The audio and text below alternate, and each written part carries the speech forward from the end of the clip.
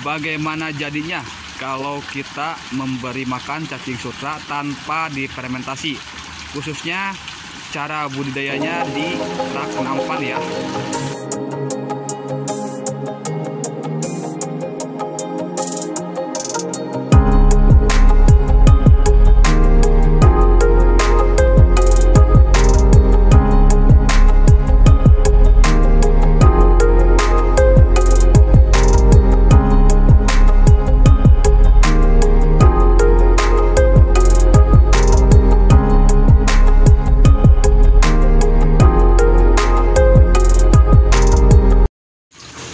Assalamualaikum warahmatullahi wabarakatuh. Oke semuanya, kembali lagi dengan saya di channelnya Herdi Susanto. Salam merah menggoda dan salam satu media. Ilmu budidaya cacing sutra sangat banyak sekali kalau seandainya kita selalu terjun dan semangat dalam memproses budidaya cacing sutra di nampan. Seperti contoh yang akan saya sampaikan melalui konten ini, hanya dengan makanan cacing sutra saja kita akan mendapatkan pengalaman yang sangat berharga sekali, khususnya pada makanan cacing sutra.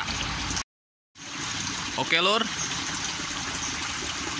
sudah pada tahu ya bahwa cacing sutra ini termasuk hewan pengurai. Walaupun makanan untuk cacing sutra kita berikan tanpa difermentasi terlebih dahulu, tentunya bisa ya. Di kesempatan konten ini ada yang harus saya sampaikan buat dulur-dulur semua ya, dimana pengalaman ini harus kalian ketahui.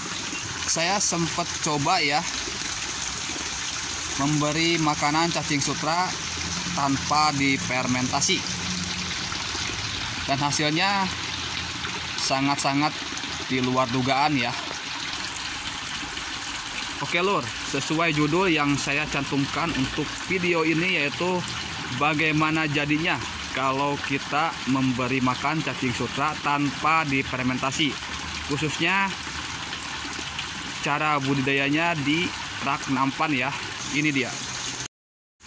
Oke lur, di sini saya akan kasih tahu ya, yang tadi saya katakan kalau kita memberi makan cacing sutra tanpa difermentasi terlebih dahulu, itu biasanya akan menimbulkan cepat tumbuhnya cacing darah.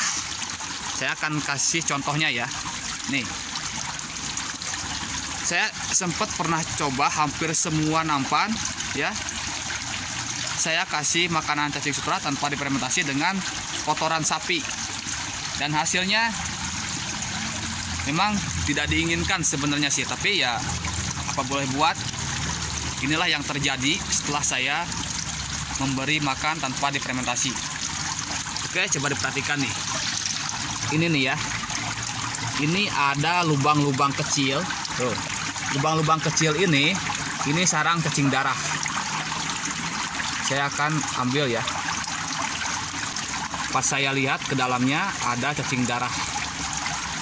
Nih cacing darah nih tuh ya. Nah ini cacing darah. Oke, saya akan coba ambil satu aja contohnya. Ini lumayan banyak sekali lur cacing darahnya ya. Dan ini contohnya nih. Nih ini contoh cacing darah yang memang dimana cacing darah ini bisa mengganggu pertumbuhan pada cacing sutra. Tuh. Ya, jadi bentuknya seperti ini.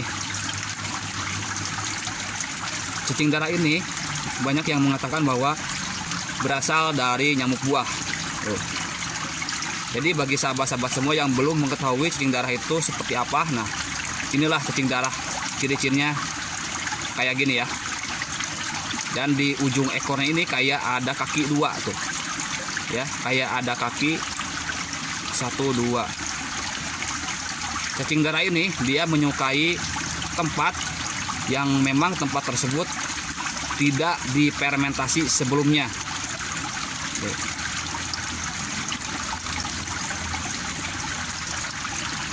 Nah, di sini masih banyak tuh lur. Tuh. ya. Ini cacing darah ini tuh.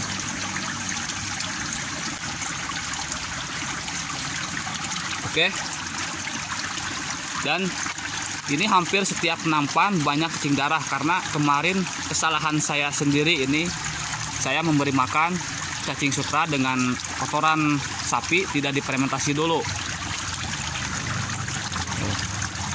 Tapi sebenarnya juga ya, kalau kita perhatikan ini di dalamnya memang banyak cacing sutranya tuh ya. Tuh ini cacing sutra, lur. Memang cacing sutra juga mereka sangat suka sekali dengan makanan walaupun tanpa difermentasi, tapi akan mudah ditepati oleh cacing darah atau akan mudah tumbuhnya cacing darah. Nah, ini cacing sutra, lur. Ini cacing sutra ya. Tuh. Di dalam kotoran sapi ini cacing sutra semua, lur. Tuh. Nah, ini ya.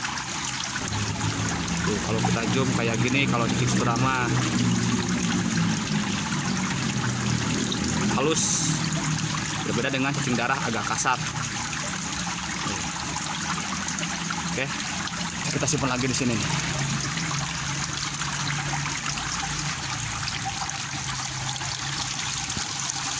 Ini hampir setiap nampan ya banyak cacing darah.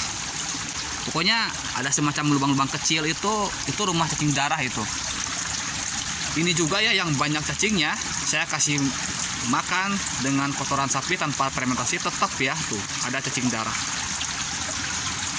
Inilah kesalahan saya waktu saya ngasih makan. Tapi ini tercampur dengan cacing sutra ya. Nah, ini cacing darahnya, lur. Tuh. Kayak gini. Bentuknya kasar. Dan cacing darah ini juga sebenarnya banyak sekali memanfaatkan sebagai pakan alami untuk ikan hias. Tapi alangkah baiknya ya, kalau kita fokus pada budidaya cacing sutra itu, kalau bisa jangan ada hewan lain selain cacing sutra. Oleh karena itu, perhatikanlah cara kita memberi makan cacing sutra, terutama di makanan tersebut harus kita olah dulu ya, yaitu dengan cara kita fermentasi. Kalau di fermentasi itu penampakannya seperti ini, lur. Kalau kita ngasih makan cacing sutra dengan cara difermentasi dulu, ini penampakannya seperti ini. Ini untung saja kemarin saya nggak kasih makanan yang tanpa difermentasi seperti tadi ya. Tuh. Ini merahnya benar-benar menggoda ya, lur.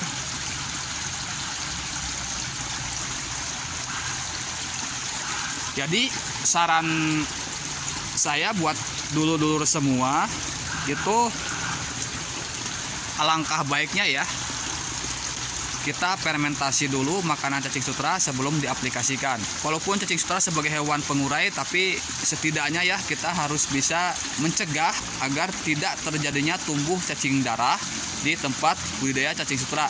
Karena sudah pada tahu bahwa cacing darah ini sebenarnya mereka itu bisa mengganggu pertumbuhan cacing sutra, sehingga cacing sutra kemungkinan akan telat masa pertumbuhannya. Bahkan bisa-bisa cacing sutra tuh habis ya kalau memang banyak sekali tumbuhnya cacing darah di tempat cacing sutra. Oke semuanya, sekian dulu info hari ini yang saya berikan buat dulur-dulur semua atau sahabat-sahabat subscriberku semua, dan mudah-mudahan apa yang telah saya sampaikan melalui konten ini memberikan edukasi, manfaat, dan inspirasi.